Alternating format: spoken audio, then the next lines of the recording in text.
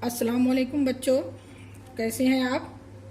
दुआ हूँ अल्लाह से आप लोग बहुत अच्छे से रहो। देखो शफीका मिस फिर आए आपके लिए तीसरा लेसन लेकर। अब तक हमने 2 संतवाणी पढ़े थे बच्चों। अभी हमारी तीसरी कविता है। ये तीसरा हमारा पहला लेसन इस किताब का, हमारी मराठी का। तो हम लोग अभी हम उसको पढ़ेंगे। सबसे पहले 2 कविताएं हम लोग ने पढ़े थे संतवाणी के रूप में, ठीक है। ये शेख मोहम्मद जे गांजले गांजले। अब ये हमारी जो है हमारा लेसन है अनाथांसी आई, ये हमारा लेसन है। सिंधुताई सपकाळ इनका लिखा हुआ अनाथांसी आई आप लोगों को दिख रहा होगा बच्चों स्क्रीन पर। आज हमको इन्हीं के बारे में पढ़ना है, ठीक है। पता है ये कौन थी क्या थी, लेकिन इनके बारे में एक छोटी सी कहानी इनके जिंदगी का हमारे पास लेसन के तौर पर हमको मिला है, हमको वही पढ़ना है। ये थोड़ा सा मैं पहले इनके बारे में बता देती हूँ, कुछ फोटोज भी मैं आपको बताती हूँ, ध्यान रखो। देखो जरा, देखो ये बच्चों, ये है हमारी सिंधुताई सपकाळ। इनकी लाइफ कैसे ये अनाथांची आई बन है। ही एक साधारण स्त्री, ही कोण होती है, साधारण स्त्री, पण आज ती अनाथांची आई या नावाने ओळखले जाते। त्या बाई खूप छान आहेत। अनाथांची आई म्हणजे काय माहित है तुम्हाला?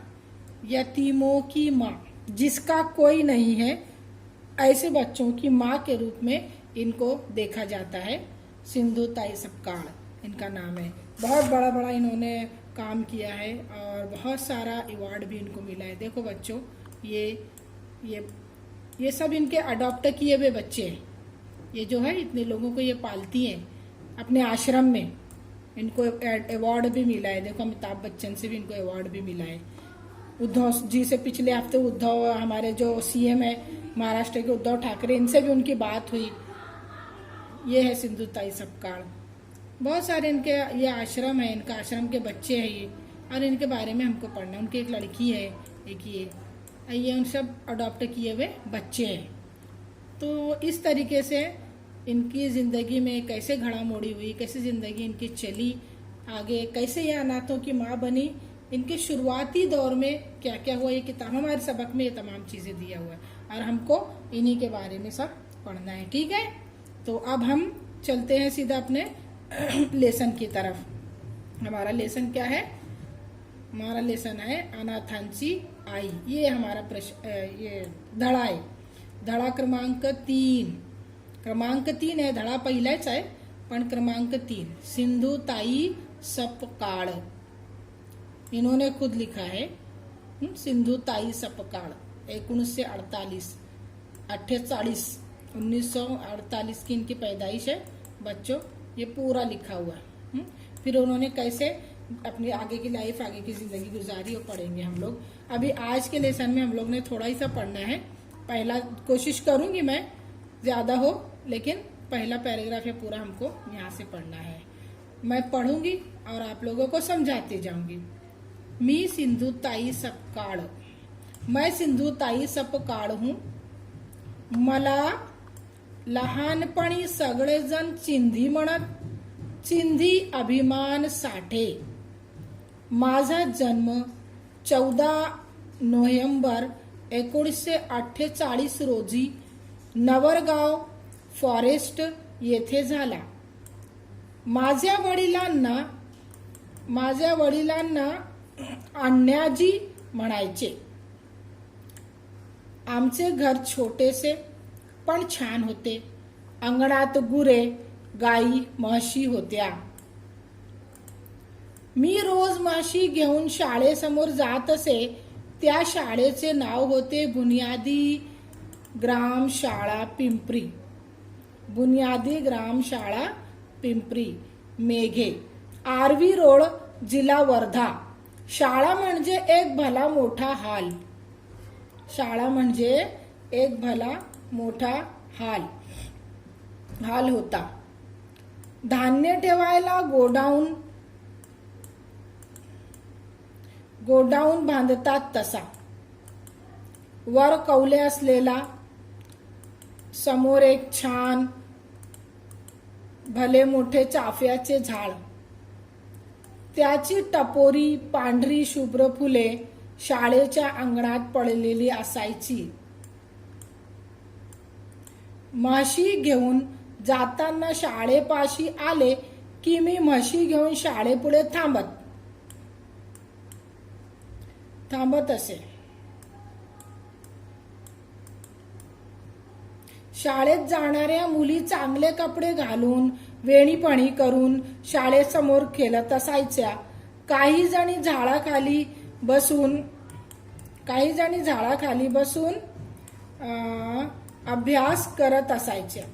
तेव्हा मला वाटायचे आपण पण शाळेत जावे. मी एकदा अण्णाजींना म्हटले, अण्णाजी, मला शाळेत जाऊन शाळा शिकायची. चुली पुढे बसून भाकरी करणाऱ्या आईने हे ऐकले आणि ती तरातरा बाहेर आली. चिंदे, काय म्हणालीस? शाळेत जायचे आणि रोज म्हशी कोण सांभाळील?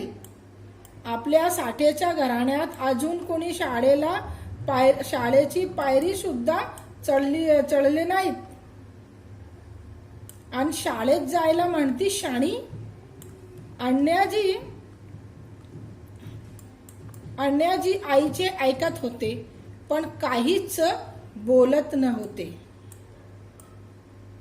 मी रडायला लागले पण माझे कोणी ऐकत नव्हते. माझे वडील म्हणाले, गप्प बस, त्यांना कुणी रडलेले आवडत नसे.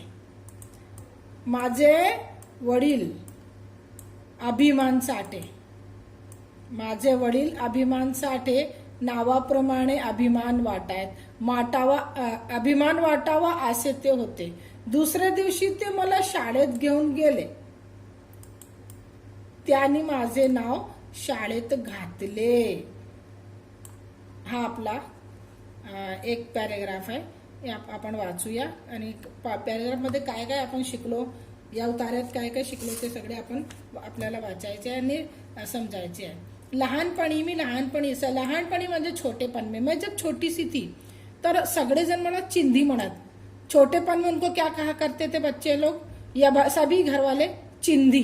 देखो ये नाम है, मैंने हाईलाइट किया. देखो उसको सिंधुताई सपकाळ को बचपन में लोग चिंधी कहते थे.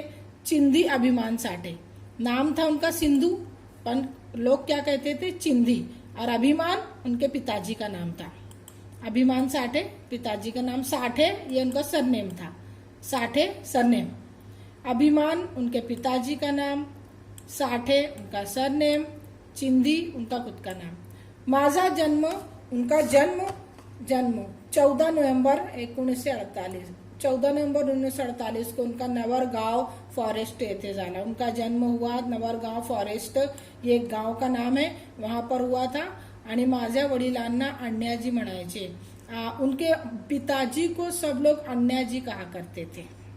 अण्णाजी, ये पिताजी को, उनके बाप को सब अण्णाजी कहा करते थे. कह रही है सिंधुताई सपकाळ के आमचे घर छोटे से होते, बहुत ही छोटा सा घर था पण खूप छान होते, बहुत अच्छा था. लेकिन अंगणात गुरे गाई म्हशी होत्या. आंगन में बहुत छोटा सा घर था पर बहुत अच्छा था. हमेशा आंगन में गाय, गुरे मतलब जानवर वगैरह, म्हशी मतलब भैंसे होत्या. गाई, म्हशी, गुरे, भैंसे, गाय और बाकी दीगर जानवर रहा करते थे. मी रोज सकाळी म्हशी घेऊन शाळेसमोर जायचे. तो मैं रोज म्हशी मतलब भैंसे, मैं भैंसों को लेकर रोज सुबह जाती थी स्कूल के सामने से. उनके घर के सामने, उनके गांव में एक स्कूल थी, वो स्कूल के सामने थे. भैंसों को लेकर रोज जाया करती थी. त्या शाळेचे नाव, जिस स्कूल के सामने से वो जाती थी, बुनियादी ग्राम शाळा पिंपरी, ये नाम था उनका. स्कूल का नाम था बुनियादी ग्राम शाळा पिंपरी, मेघे आरवी रोड. पूरा पता है वर्धा, महाराष्ट्र का वर्धा जिला है, वहां का ये कहानी है. तो ये पूरा एक उसका नाम है, स्कूल का नाम है। म्हणजे एक भला मोठा हॉल, लेकिन ये स्कूल कैसा था, यानी कि एक बड़े में का हॉल के जैसा, कोई क्लास नहीं, रूम नहीं, कुछ भी नहीं, एक बड़ा सा हॉल था। धान्य ठेवायला गोडाऊन बांधतात तसा। तो उन्होंने मिसाल दिया है, सिंधुताई सपकाळ ने मिसाल दी है कि हमारा स्कूल कैसा था, भला मोटा हॉल और अनाज रखने की कोठी, जहां पर गोडाउन होता है वैसा, जहां अनाज की बोरियां रखी जाती है वैसा गोडाउन के जैसा था। वर कौले, ऊपर कवेलू भी असलेला, कवेलू, कौले मतलब कवेलू, ऊपर कवेलू भी हुआ करता था। समोर एक छान भले मोठे चाफ्याचे झाड, और सामने एक चाफे का बड़े में का झाड़ था स्कूल के सामने। चाफा मतलब चंपा का झाड़। त्याची टपोरी फुले, टपोरी मतलब खूबसूरत अच्छी सी फूल, पांढरी शुभ्र, सफेद सफेद, पांढरी शुभ्र मतलब सफेद फूल शाळेच्या अंगणात पडलेली असायची। स्कूल के आंगन में पड़ी रहती थी, मतलब स्कूल के आंगन में बहुत सारे सफेद सफेद फूल पड़े रहते थे, गिरे पड़े रहते थे। म्हशी घेऊन जाताना शाळेपाशी आले कि मी म्हशी घेऊन शाळेपुढे थांबत असे। मैं जब भी भैंसों को लेकर स्कूल के सामने से जाती कि मैं कुछ देर के लिए स्कूल के सामने रुक जाया करती। थांबत असे, थांबणे मतलब रुकना, रुक जाती थी। शाळेत जाणाऱ्या मुली चांगले कपड़े घालून वेणी फणी करून शाळेसमोर खेलत असायचे। ये जब रुकती थी तो वहां देखती थी कि स्कूल में जाने वाली बच्चियां, स्कूल में जाने वाली लड़कियां अच्छा अच्छा कपड़ा पहनी हुई है, वेणी फणी की हुई है, यानी चोटियां वगैरह लगाई है, वेणी मतलब चोटियां, चोटियां बांधी हुई है और स्कूल के सामने आंगन में खेल रही हैं। काही जण झाडाखाली बसून अभ्यास करत असायचे और कुछ लोग झाड़ के नीचे बैठकर अभ्यास कर रहे हैं। तेव्हा मला वाटायचे, तब मुझको लगता था, तो उनको लगता था ये देखकर, जब वो बच्चों को, वो झाड़ के नीचे अभ्यास करते हुए बच्चों को या खेलते हुए बच्चों को देखती थी, तो उनको लगता था कि आपण शाळेत जावे, हम भी स्कूल जाएं, मैं भी स्कूल जाऊं, आपण पण, मैं भी स्कूल जाऊं, हम भी स्कूल जाएं। मी एकदा अण्णाजीला म्हटले, तो मैंने अण्णाजी को कह दिया का अण्णाजी मला शाळेत जाऊन शाळा शिकायची, मला शाळेत जाऊन शाळा शिकायची, मुझको स्कूल जाना है। अण्णाजी किसको बोलते थे, उनके पिताजी को, हाँ, कि अण्णाजी मुझे स्कूल में जाना है और सीखना है। इतना सुनना था की चुली पुढे बसून भाकरी करणाऱ्या आईने हे ऐकले, तो चूल्हे के सामने जो रोटियां बना रही थी माँ, वो सुन ली आणि तरा तरा बाहेर आली, जल्दी जल्दी बाहर आ गई आणि म्हणाली और बोली, चिंदे काय म्हणालीस, चिंदे क्या कहा तुमने, शाळेत जायचे, स्कूल जाएगी, और रोज म्हशी कौन सांभाळेल, और रोज भैंसों को कौन संभालेगा, स्कूल चली जाएगी तो भैंसों को कौन संभालेगा। आपल्या साठेच्या घराण्यातील अजून घराण्यात अपने साठा घराना मतलब साठा सरने में याद रखो तुम बच्चों, साठे घराने में आज तक कोई भी कुणी शाळेची पायरी सुद्धा चढले नाहीत। साठे घराने में आज तक कोई स्कूल की सीढ़ी भी नहीं चढ़ा है, और शाळेत जायला म्हणती शाणी, और तू कहती है, शाणी बोला है उसने उसको, और शाणी है बहुत, कहती है स्कूल जाऊंगी। अण्णाजी आईचे ऐकत होते, अण्णाजी चुप से, जो पिताजी थे चुप से माँ का सुन लेते थे, पण काहीच बोलत नव्हते, लेकिन कुछ बोलते नहीं थे। माँ कह रही है, माँ डांट रही है, सुन रहे हैं पिताजी, लेकिन कुछ बोल नहीं रहे हैं। मी रडायला लागले, मैं रोने लगी। अब माँ ने डांट दिया ना, मी रडायला लागले, मैं रोने लगी, पण माझे कोणी ऐकत न होते, मेरा कोई सुन ही नहीं रहा था। माझे वडील म्हणाले, तो मेरे वडील ने कहा, पिताजी ने कहा, गप बस, चुप बैठ जा। त्यांना कुणी रडलेले आवडत नसे, कोई भी जब रोता था तो पिताजी को बिल्कुल पसंद नहीं था। माझे वडील अभिमान साठे, मेरे पिताजी का नाम जो था अभिमान साठे, नावाप्रमाणेच अभिमान वाटावा असे ते होते, बिल्कुल नाम के जैसे उनको फख्र था अपने आप पर। अभिमान मतलब फख्र करना, अभिमान यानी फख्र करना, तो जैसा नाम था वैसे ही वो खुददार भी थे, अभिमान यानी खुददारी भी होती है। दूसरे दिवशी ते मला शाळेत घेऊन गेले, दूसरे दिन चुप से निकले और अपने बेटी को लेकर स्कूल में चले गए। त्यांनी माझे नाव शाळेत घातले। उन्होंने मेरा नाम आखिर स्कूल में डाल दिया, यानी कि मुझे स्कूल में प्रवेश मिल गया, स्कूल में दाखिला मिल गया। और इस तरीके से सिंधुताई सपकाळ ने पहली बार स्कूल में दाखिला लिया। अब देखो बच्चों, हमने पूरा एक पैराग्राफ पढ़ा, इसमें बहुत सारे शब्दों का मीनिंग मैंने हाईलाइट कर करके बताया था।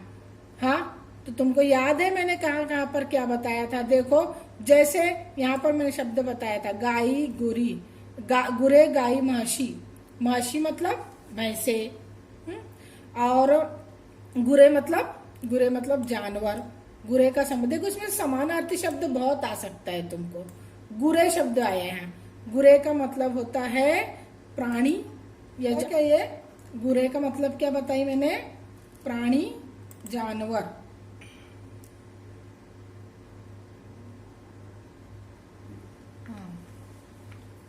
हाँ तो बच्चों देखो, गुरे का मतलब मैंने क्या बताया? जानवर या प्राणी। इसी तरह और दूसरे शब्द हम लोग देखेंगे। हम लोग ने आज पूरा एक पैराग्राफ पढ़ा है। यहाँ पर देखो और कौन सा शब्द है? धान्य, धान्य शब्द है, धान्य ये शब्द है। देखो आप लोगों को क्या पैराग्राफ में देखना है?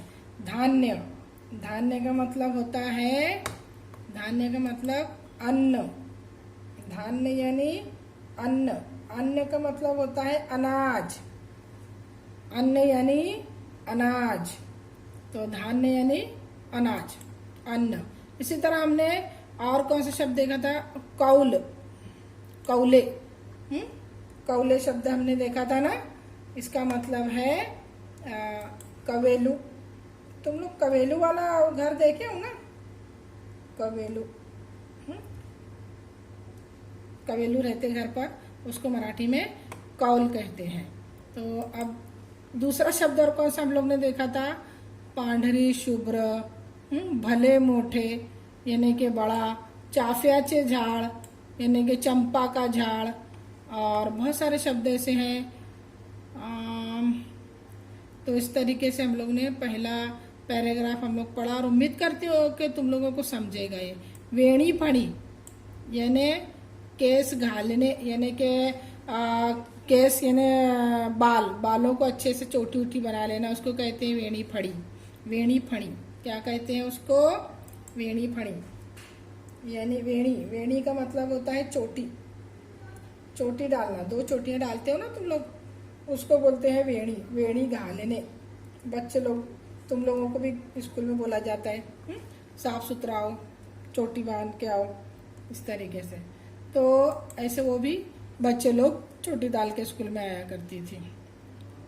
फिर उसके बाद भाकरी शब्द, रोटी, तरा तरा बाहेर येणे, तरा तरा, तरा तरा शब्द का मतलब है जल्दी जल्दी, बराबर। तरा तरा का दूसरा शब्द है बराबर, बराबर मतलब जल्दी जल्दी, जल्दी जल्दी।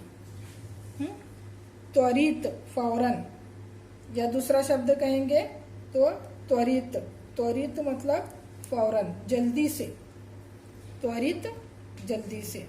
इस तरीके से ये शब्द हम लोग ने तरह तरह का मतलब यहाँ पर पढ़े। दूसरा शब्द और बहुत सारे आए यहाँ पर बच्चों, काफी आसान शब्द है, तुम लोगों को समझता भी होगा। शहाणी, वैसे शहाणे तो हम ऐसे ही कहते हैं ना, शानपना करते, शहाणी, एक्चुअली शहाणी मराठी शब्द है, यानी कि होशियार। शहाणी का मतलब होता है होशियार। रडणे, रोना, अभिमान, अभिमान ये शब्द आए हैं, मतलब खुददार, अभिमान म्हणजे खुददार। तो देखो बच्चों, हम लोग ने पैराग्राफ में काफी कुछ पढ़ा। तो सिंधुताई सपकाळ छोटी सी थी जब, तो लोग उसको चिंधी कहते थे, आणि त्यांचे पूर्ण नाव चिंधी अभिमान साठे असे होते। त्यांचा जन्म 14 नोव्हेंबर 1948 रोजी नवरगाव फॉरेस्ट येथे झाला, आणि त्यांच्या वडिलांना अण्णाजी, सगळे लोक अण्णाजी म्हणायचे। त्यांचं छोटंसं घर होता, अंगणात गाई गुरे होत्या, म्हशी होत्या। ते जो सिंधुताई सपकाळ होत्या त्या म्हशी चारायला नेहमी शेताकडून शाळेतून शाळेसमोरून जात असायचे। गावात त्यांची एक शाळा होती बुनियादी ग्रामशाळा, आणि तेथे समोरून ते जायचे आणि ते बघायचे त्या तिकडे शाळेसमोर काय काय असते, काय काय असतात ते बघायचे. शाळा म्हणजे एक भला मोठा हॉल. त्यांनी शाळेचे वर्णन कसे केलेलं आहे की शाळा कशी होती, एक भला मोठा हॉल, असं वाटत जसे एक मोठासा एक बडासा हॉल आहे आणि तेथे धान्याचे काय म्हणतात धान्य ठेवण्यासाठी गोडाऊन सारखा होता तो. कोठी, गोडाउन मतलब बहुत बड़ा हॉल, कोठी जहाँ पे बहुत सारे अनाज की बोरियां रखी जाती है, उसको कहते हैं. समोर एक छान भलेसे चाफ्याचे झाड. चाफ्याचे झाड म्हणजे चंपा का झाड़ था. टपोरी सुंदर, ये शब्द हम लोग ने भूल गए थे भैया. बच्चों देखो ध्यान दो, टपोरी सुंदर. टपोरी मतलब सुंदर यानी कि खूबसूरत. टपोरी सुंदर खूबसूरत. तो बहुत सारे खूबसूरत अच्छे फूल रहा करते थे स्कूल के सामने आंगन में, और ये रोज वहाँ पर जाया करती थी भैंसों को लेकर स्कूल के सामने से. तो वहाँ पर बच्चों को खेलते हुए देखती थी, अच्छे कपड़े पहने हुए देखिए, तो इनका मन करा कि वो भी स्कूल में जाए. और जिसके लिए उन्होंने अपने पिताजी से कहा की अण्णाजी मला शाळेत जायचे आहे, शिकायचे आहे. पण आईने लगेच त्यांना मनाई केले. फौरन लगेच जल्दी से फौरन ती तरह बाहेर आली. भाकरी करताना ती भाकरी करत होती घरात, पण बाहेर आली आई आणि तिला काय सांगितले चिंधीला की कोणीही शाळेची पायरी सुद्धा चढले नाहीत आपल्या साठे घराण्यातील. अपने साठे घराने में कोई भी आज तक सीढ़ी भी नहीं चढ़ा है, आणि तू शिकायला म्हणते, शाळेत जायला म्हणतेस, और तू कहती कि मैं स्कूल जाऊंगी शाणी. हाँ, ऐसा कहती है. पण अन्ना जी जो पिताजी थे वो उसका सुनते नहीं है. वैसे तो सुनते हैं, लेकिन दूसऱ्या दिवशी ते गेले, कारण ती रडू लागली होती ना, क्योंकि वो रोने लगे थे सिंधुताई सबका. तो पिताजी ने दूसरे दिन उनको स्कूल लेकर गया. तो आज का पैराग्राफ आपको समझा बच्चों? पैराग्राफ समझ लो अच्छे से. और ये हमारा सबक आज हम यहीं पर खत्म करेंगे. अगला सबक अगले पीरियड में लेंगे, क्योंकि ये पैराग्राफ बहुत बड़ा है, ये सबक बहुत बड़ा है.